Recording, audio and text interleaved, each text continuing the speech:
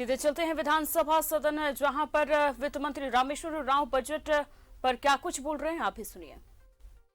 तो आपका ध्यान होना चाहिए महोदय, मैक्सिमम सोशल एडवांटेज होना चाहिए। थ्योरी का नाम है maximum social advantage theory of expenditure.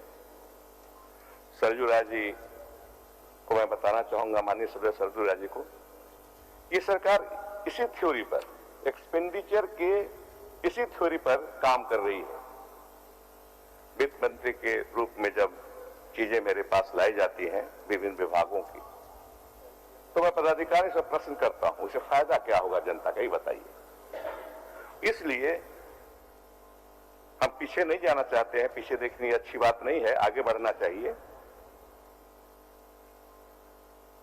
लेकिन पिछले बार देखे, पिछले सरकार को देखे तो वेस्टफुल एक्सपेंडिचर, फिजूल खर्ची बहुत हुआ। तो माननीय मुख्यमंत्री जी यहां हैं, इनसे बात होती रहती है। शुरू में ही हमने कहा कि हम लोगों को वेस्टफुल एक्सपेंडिचर रोकना है, नहीं करना है। जो एक्सपेंडिचर करना है फ्रूटफुल हो और उससे जनता को फायदा मिले, लाभ मिले, हर पैसे से लाभ मिले, हर पैसे से जनता को लाभ मिले। इसी थ्योरी पर सम्मानीय सरजू राय जी ये सरकार काम करती है। आपने जो मुद्दे उठाए दो विभाग के,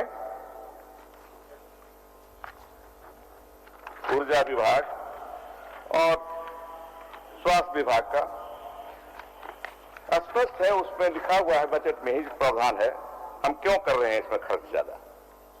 इसलिए एक ऊर्जा विभाग में हमको जरूरत है ग्रामीण विद्युतीकरण, दीनदयाल उपाध्याय ग्राम ज्योति योजना, परामर्शी एवं अन्य कार्य, नई तकनीक सहित support to successor company of JSAV के लिए अनुदान, JBVNL को हिस्सा पूंजी, JBVNL को वार्षिक विकास कार्यक्रमों का अल्ट्रा मेगा पावर प्रोजेक्ट हेतु ऋण, IPDS एवं RAP DRAP पार्ट बी हेतु 588.68 करोड़ की राशि का प्रावधान किया गया है।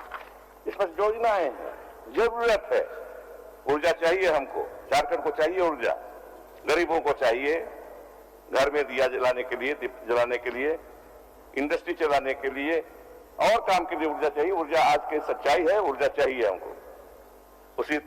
उसी तरह माननीय सरजू राय जी ने प्रश्न उठाया स्वास्थ्य, चिकित्सा, शिक्षा का, तो खुद ही उन्होंने बोलते बोलते बताया कि तो 15वें वेतन वित्त विभाग से 488 करोड़ प्राप्त हुआ था, उसी को प्रदान कर रहे हैं हम लोग। यह सदन से अनुमति मांग रहे हैं कि हम शिक्षा, स्वास्थ्य विभाग में इसको खर्च कर सके। तो इसमें ज्यादा नहीं है, ये समुचित खर्च होगा, समुचित मांग है, आवश्यकता के अनुसार इसको मांगा गया है विभाग द्वारा और राशि हमारे पास है, उसी का प्रावधान हम कर रहे हैं। इसी तरह से महोदय, सबसे बड़ी चीज है, ये सरकार हेमंत जी की अगुवाई में हम लोग जो काम कर रहे हैं, एक गांव और गरीबों के लिए शुरू से ही हमारा स्पष्ट है। जब हम आंख बंद करते हैं और झारखंड के कल्याण के बारे में सोचते हैं, तो हमारे पास चेहरा आता है गांव में रहने वाले या शहर में भी रहने वाले गरीब आदमी का। गरीब आदमी का क्या होता है, पेट अंदर है, अनाज नहीं है, वस्त्र फटे पुराने हैं, पॉकेट में पैसे नहीं है, चिनिया बादाम भी खाना चाहेगा तो उसके पास पैसे नहीं है, तो क्या करना होगा। तो हमने खर्च किया क्या चीज में, हमने खर्च किया राशन बांटने में लोगों को। जब लाल कार्ड, पीला कार्ड से समुचित ढंग से हम गरीबों को अनाज नहीं दे पाए, तो हमारे युवा मुख्यमंत्री की सलाह हुई कि नहीं, हम लोग अपने खर्चे से, राज्य के खर्चे से ग्रीन कार्ड के तहत राशन कार्ड दें। फिर हम लोग देखा कि अनाज तो दे दिए, हम पेट भर दिए, लेकिन कपड़े कहां से। इनका सपना, पुराना सपना जो उन्होंने 14-15 के समय में जो सरकार चलाए थे, मुख्यमंत्री थे, उसको पुनर्जीवित किया, उस योजना को पुनर्जीवित किया हम लोगों ने, धोती, लुंगी और साड़ी बांटने की योजना को। तो अब हो गया, पेट में अनाज भी हो गया, पेट में अन्न हो गया, तन में कपड़ा हो गया, बाकी क्या बचा गरीब के पास? गरीब के लिए पॉकेट में पैसे नहीं। तो फिर जो आप मुख्यमंत्री जी ने क्या किया, यूनिवर्सल पेंशन स्कीम शुरू किया। मैं बताऊं आपको, ये अनूठा योजना है, ये देश में कहीं नहीं है। यूनिवर्सल, यूनिवर्सल का मतलब है कि नो रिस्ट्रिक्शन, कोई रिस्ट्रिक्शन नहीं कि आपके पास लाल कार्ड होगा तब मिलेगा, आपके पास उजला कार्ड होगा तो मिलेगा, हरा कार्ड होगा तो मिलेगा, कुछ नहीं।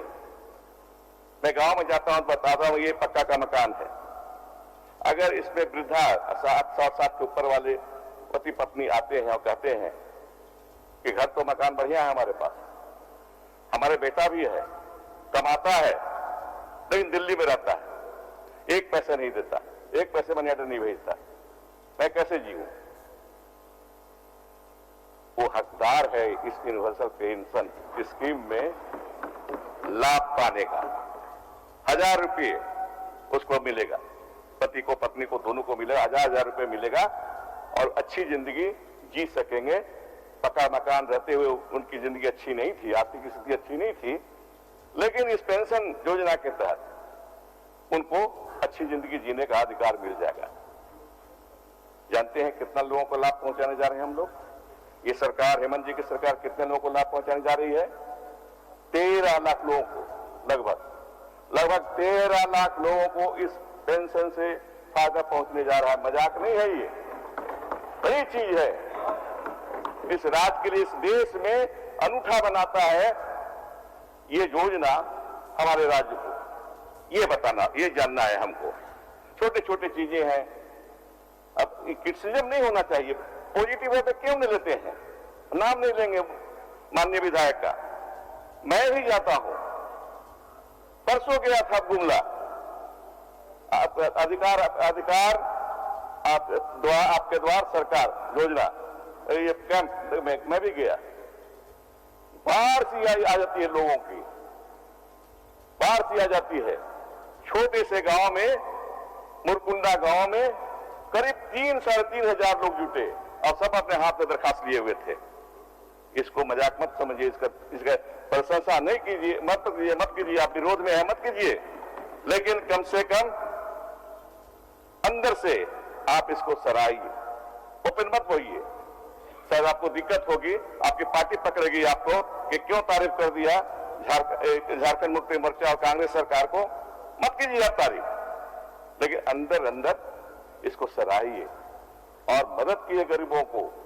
इस कैंप से, इस अभियान में उसको फायदा मिले।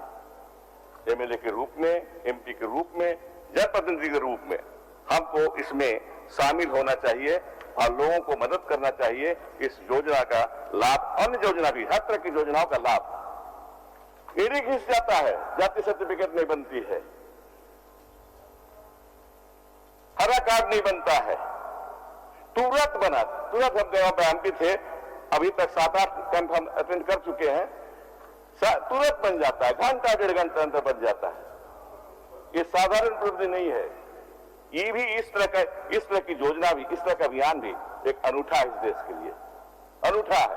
प्रदीप यादव जी को हम धन्यवाद देंगे कि उन्होंने बात को समझा और इस सदन में बाखूबी रखा।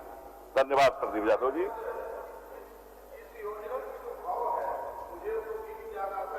योजना को देख के कि सरकार ने इसे बेहतर समझा है कि गरीबों की सुनो, वो तुम्हारी सुनेगा, तुम 1 पैसा दोगे वो 10 लाख देगा। ठीक है। ये इसको हमको समझना होगा, हम किस तरह से हैं। विकास नहीं हो रहा, क्या विकास? एक गरीब आदमी जिसके पास पेट में अनाज नहीं है, तन में कपड़े नहीं है, पॉकेट में पैसे नहीं है, उसके माने का क्या विकास से क्या मतलब हुआ? एनएच बनाने से क्या फायदा हुआ? ये बड़े बड़े शहरों में जो पार्क बन रहे, बड़े बड़े पार्क बनते, सौंदर्यीकरण का क्या फायदा हुआ? हमारे देश में 70% लोग कम से कम गांव में रहते हैं और गांव में रहने वाले सुविधा भोगी नहीं है, असुविधा उनको मिलती है और उसी में सुधार लाना है। तभी ये कल्याणकारी राज्य का यही मतलब है। तो इसको हमको देखना है। ये भद्रोदय जी ने कहा, सही बात कहा। मैं भी इस बात को समझता हूं। लोहार और भुइहार मुंडा मुझसे मुलाकात होती है। गया था मैं महुआ डार में ही जाते रहते हैं वो लोग। वहां मुलाकात मेरी हुई, रामचंद्र जी भी बताए और इसका संज्ञान तो सरकार ले रही है। और तो मंत्री जी को सुपुर्द किया है माननीय अध्यक्ष जी ने, तो इस पर जरूर कार्रवाई होगी। मैं ये बताना चाहूंगा। शुरू में ही भाषण में माननीय बावरी साहब ने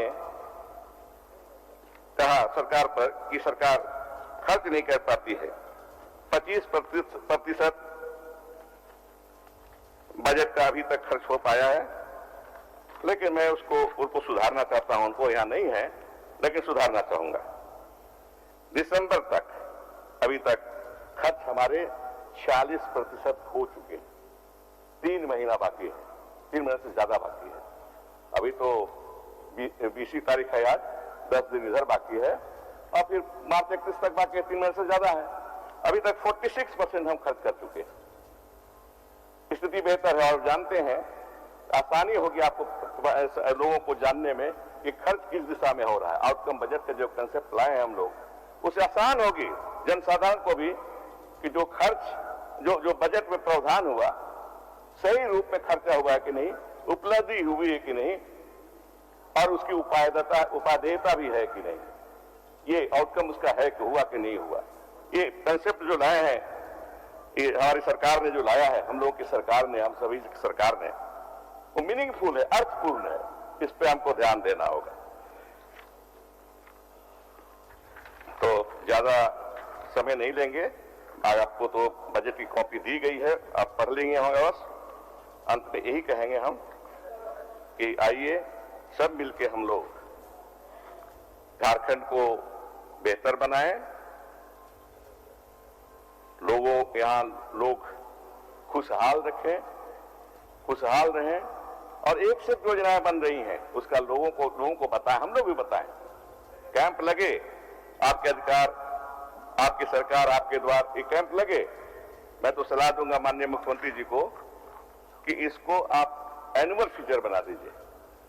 हर साल कम से कम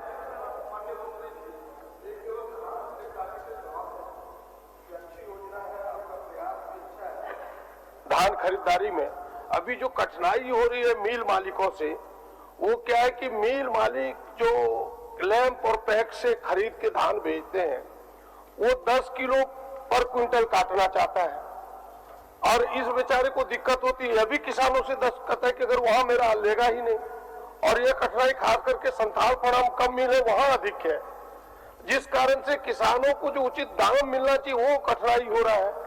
हमें लगता है कि सरकार को यह संज्ञान में अध्यक्ष महोदय लेना चाहिए और मिल मालिकों को अपने कंट्रोल में लेकर के किसानों की समस्या का समाधान करना चाहिए। एक मिनट, माननीय सदस्य गोविंद बाबू कुछ बोल रहे हैं।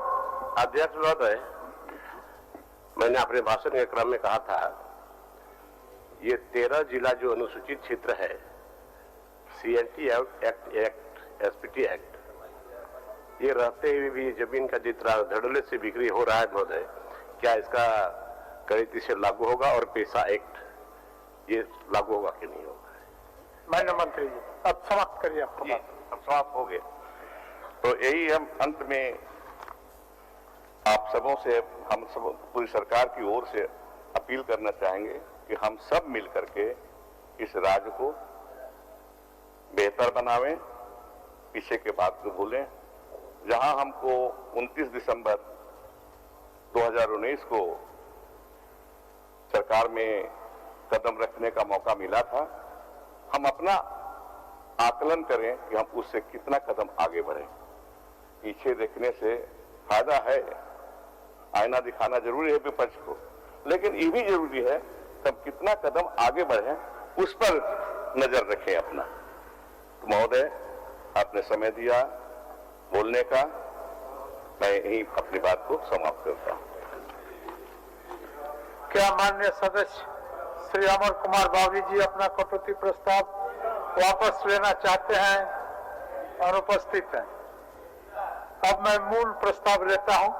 द्वितीय अनुपूरक व्यय भरने की अनुदान तथा नियोजन की मांगों की अनुसूची में सम्मिलित मांग संख्या 4 मंत्रिमंडल सचिवालय एवं निगरानी विभाग, मंत्रिमंडल सचिवालय एवं समन्वय प्रभाग के लिए